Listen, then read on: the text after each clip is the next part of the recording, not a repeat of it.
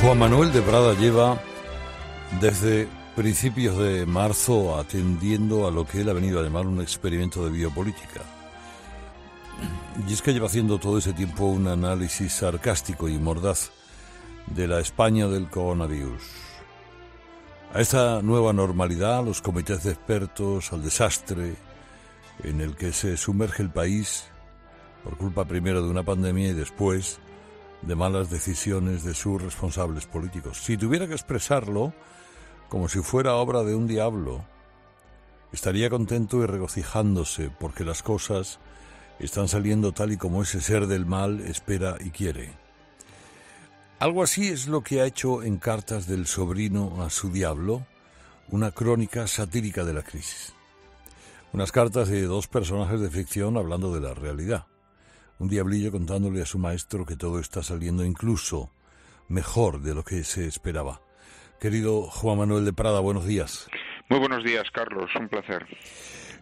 ¿Creas un personaje literario para decir cosas que en realidad piensas tú? Sí.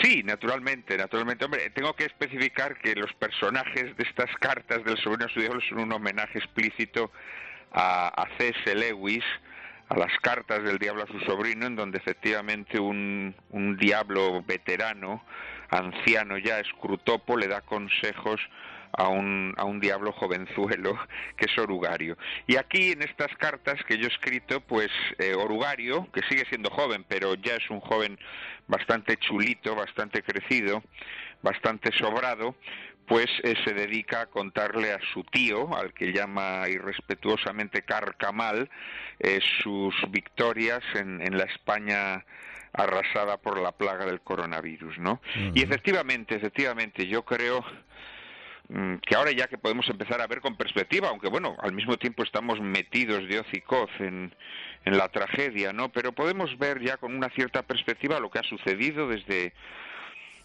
aquellos meses iniciales de este año, ¿no? En donde las alarmas empezaron a multiplicarse, en donde tuvimos la oportunidad además de escarmentar en cabeza ajena porque vimos los avances de la enfermedad en Italia y sin embargo pues hubo una inacción, ¿no? Una inacción evidente durante aquellos meses o al menos semanas, porque bueno, primero había que cumplir con el régimen, ¿no? Con el sistema, con los principios de obligado cumplimiento, como es la exaltación del feminismo.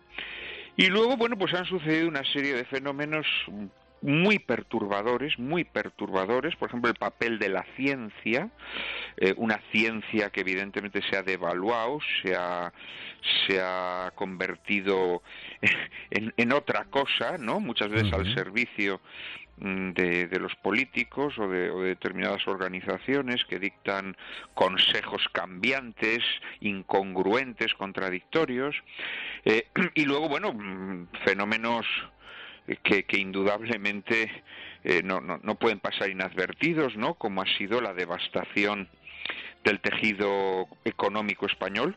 Primero, el coronavirus delata que España había entregado su industria. España, no olvidemos que no pudo fabricar algo tan difícil como mascarillas durante meses. Uh-huh. España no tenía respiradores artificiales.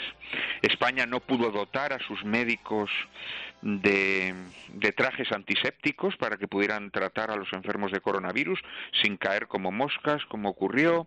Y mientras España pues se dedicaba a dar aplausitos en los balcones. También este fenómeno de excitar la sensiblería, el emotivismo, para impedir la protesta, la rebelión frente a lo que está sucediendo, también se analiza aquí. Y en general, diría yo, todos los experimentos de la biopolítica, en efecto, es muy sorprendente. España, que tiene, los españoles que tenemos un componente caótico, también tenemos un componente servil. Tenemos un componente servil. Siempre se utiliza esa frase de vivan las caenas para denigrar a los patriotas españoles que preferían a un rey, aunque fuera malo, como Fernando VII, a no unos personajillos extranjeros, ¿no?, que venían a imponernos sus reglas. Pero no se analiza cómo hoy los españoles siguen diciendo vivan las caenas y cómo aceptan de forma sumisa y servil los mandatos a veces más estrafalarios, más contradictorios por parte del poder. Claro, tú decías en el libro, hablabas que en vísperas de la declaración del estado de alarma, que nos mantuvo metidos en casa 3 meses, te asaltó la impresión de que España era terreno abonado para el padre de la mentira, ¿no? Como dices tú, ¿en qué sentido? Bueno, vamos a ver, yo creo que en aquellas fechas empiezan a ocurrir una serie de cosas verdaderamente sorprendentes. Por ejemplo, nos cuentan cosas tan estrafalarias como que el virus procede de un pangolín o de un murciélago o de una sopa de bichos raros estrafalaria. Cualquier persona a la que se le ocurre pensar que, hombre, a lo mejor es que este es un virus que ha habido un escape en un laboratorio, y ese virus ha sido propagado por una nación absolutamente críptica, hermética, como es China, que yo no digo que lo haya hecho adrede, aposta, ¿no?, sino que, bueno, puede haber sido una negligencia. Pero, en fin, decir esto te convertía automáticamente en un conspiranoico. Del mismo modo que decir, yo lo escribí en un artículo la semana anterior a la celebración de estas manifestaciones malhadadas, ¿no?, decir que era un disparate, con la plaga absolutamente desatada, con unas cifras en Italia que eran sobrecogedoras en aquel momento, aunque ahora las tenemos aquí todos los días y prácticamente no les prestamos atención.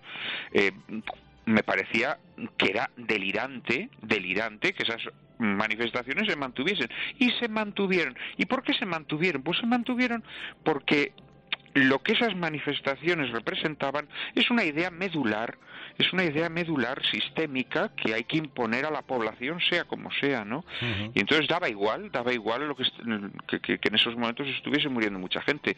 Y luego, hombre, pues vamos a ver, ese espectáculo de una España papisosa y emotivista, saliendo a los balconcitos a dar aplausos, en lugar de salir a los balcones a gritar y a denunciar que nuestros médicos y que nuestro personal sanitario está siendo entregado a la muerte porque no se le ha dotado con las mínimas protecciones, ¿no? Porque no olvidemos que durante mucho tiempo nuestro personal sanitario tenía que entrar en las UBIs sin apenas protección, ¿no? Pues a mí todas estas cosas efectivamente me hicieron ver que el padre de la mentira tenía muchas posibilidades de triunfar en España porque los españoles nos hemos amodorrado, los españoles nos hemos sojuzgado, no sé exactamente por qué, habría que explicar un poco la etiología de esta terrible enfermedad, pero bueno, esto es un hecho, ¿no? Lo que pasó en aquellos meses y lo que sigue pasando hoy, yo creo que invita a esta reflexión. En las crónicas, estas crónicas que algunos hemos seguido al dedillo, cuál es mi caso, en cambio fueron recibidas con alguna hostilidad por algunos lectores a medida que las iba sacando en ABC. ¿Qué crees que molestaba de esas crónicas? Bueno, en primer lugar es un ejercicio periodístico un poco al límite, ¿no? Porque adoptas la voz de un personaje y esto, claro, plantea un problema de perspectiva. Un lector que lee en diagonal, pues efectivamente puede pensarse que tú te estás regocijando de los muertos, te estás regocijando de que los viejos mueran en las residencias abandonados. Otro tema, por cierto, sobrecogedor y sigue siéndolo todavía hoy y volvemos el rostro hacia otro lado. Entonces, claro, como quien habla es un diablo que se regocija con todos estos desmanes, con todas estas tragedias, pues ciertamente la lectura puede resultar un poco dura, ¿no? Puede resultar un poco dura a quien no se percata del ejercicio literario, a quien no entiende la perspectiva, ¿no?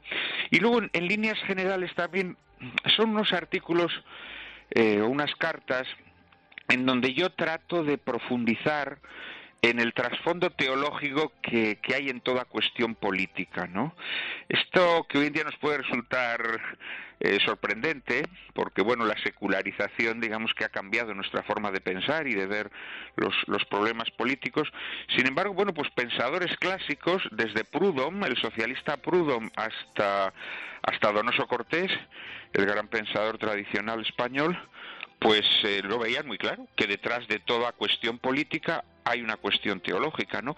Porque el poder, el origen del poder, a fin de cuentas, es una cosa que nos confronta con la existencia de Dios. Entonces aquí casi todas las cuestiones políticas que han sucedido durante estos meses, se busca en ellas el trasfondo teológico. Ya se sabe que el demonio es el mejor teólogo, ¿no? Porque el demonio no necesita tener fe, él conoce a ciencia cierta la existencia de Dios y por lo tanto es un teólogo perfecto. Y entonces efectivamente, pues aquí se analiza el trasfondo teológico. Antes he mencionado la muerte de los ancianos. Es sorprendente, ¿no?, que en España esta muerte terrible de miles y miles de ancianos haya sido asumida con perfecta naturalidad.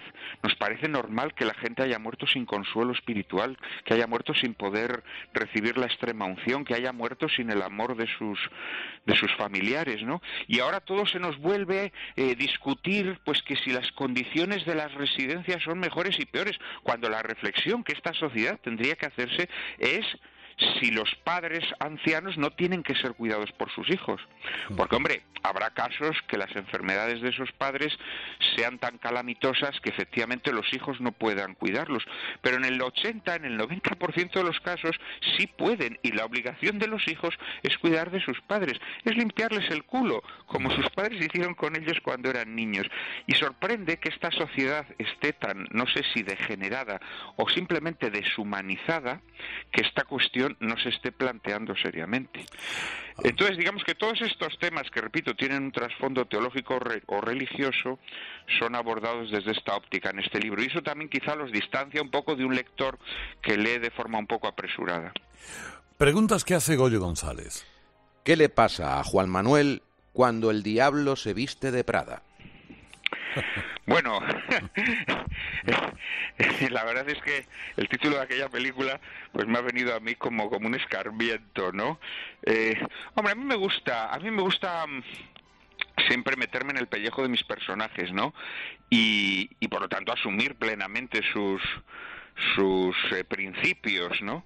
Y en estas cartas en donde mi personaje es un diablo, pues he procurado expresarme como un diablo, ¿no? Como lo haría un diablo, con un humor muy sarcástico, a veces muy hiriente, muy macabro, propio de alguien, claro, que se regocija con la calamidad de los hombres, que es a quienes más odia, ¿no? Porque el demonio no puede entender que Dios haya tenido esa preferencia por seres dominados por las pasiones, ¿no? Y no por alguien como él, que es un espíritu puro.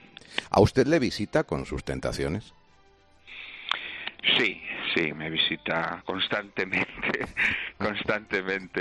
Y uno pues trata de rechazarlas. No siempre con idéntico éxito, pero la grandeza de la libertad humana es, primero, que uno tiene la posibilidad de rechazar esas tentaciones, y segundo, que si uno cae en ellas, tiene la posibilidad de arrepentirse y empezar de nuevo. Tiene usted 14 años. Está delante de un papel en blanco. Tiene que escribir su primer artículo. Comience.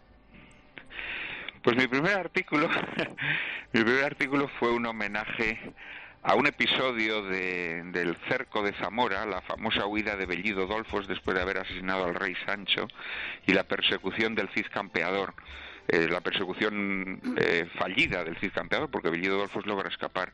Y aquel artículo fue el primero que escribí. Yo estaba en aquella época muy imbuido por aquellos relatos heroicos, mitad legendarios, mitad históricos, del cerco de Zamora, que es la ciudad en la que pasé mi infancia y adolescencia. Y ya por último, ¿cómo el Cid venceremos después de muertos?